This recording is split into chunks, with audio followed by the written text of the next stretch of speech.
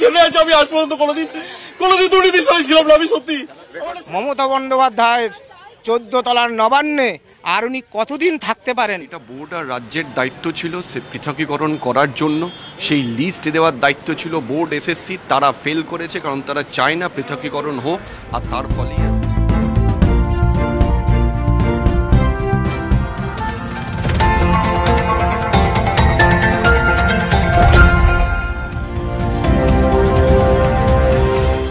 কলকাতা হাইকোর্টের রায় বহাল, সুপ্রিম কোর্টে 26,000 শিক্ষকের চাকরি বাতিল। শিক্ষক নিয়োগে ব্যাপক পরিমাণ দুর্নীতি হয়েছে, এমনটাই জানালেন সুপ্রিম কোর্টের প্রধান বিচারপতি। 2016-র এসএসসির পুরো তালিকাই বাতিল, তবে ক্যান্সারে আক্রান্ত সোমা দাসের চাকরি বহাল রইল। যোগ্য অযোগ্যদের তালিকা দিতে পারল না রাজ্যের স্কুল সার্ভিস কমিশন, আর এজন্যই পুরো তালিকা বাতিলের নির্দেশ দেশের সর্বোচ্চ আদালতের।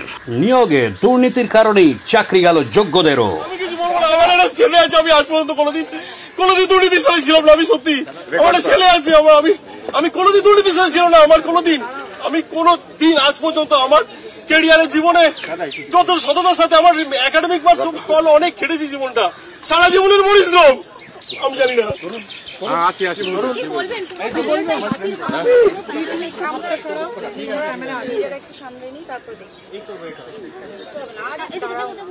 ভাষা নেই। আমার ছেলে, ছোট ছেলে, আমরা এক চুল একটা কোনো এলিগেশন নেই। ইন্টারভিউ দিয়েছি, পেয়েছি। ইন্টারভিউতে 10-এ 5.33 দুর্নীতি করে 5.33 কেউ 10-এ পায়। একাডেমিক্স মার্ক আজকে নিয়ে আসছি 35 পেয়েছি, 55-তে 38 পেয়েছি। দুর্নীতি 55-তে 38, 53 সাদা খাতা নয় আমার। 55-তে 38 পেয়েছি, একটা কোনো এলিগেশন নেই। আমার মধ্যে কয়েকশো লোক আছে। এটা এসএসসি 2016 প্যানেলে তাদের মধ্যে যারা যোগ্য ছিল, বৈধ ছিল, যারা জীবনের কোনো দশায় দুর্নীতি করেনি, তাদেরকেও বানের জলে ভাসিয়ে দিল।